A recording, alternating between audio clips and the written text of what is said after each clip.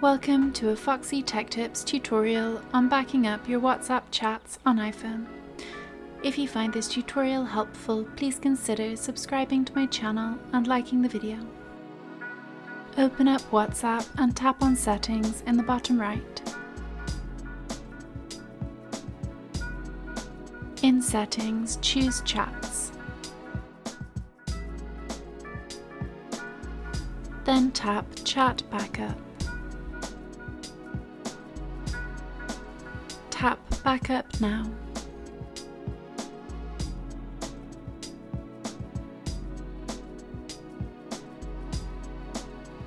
Your chats will be backed up to your iCloud.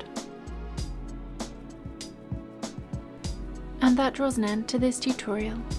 Please like the video if you found it helpful and subscribe to Foxy Tech Tips for more iPhone tips and tricks.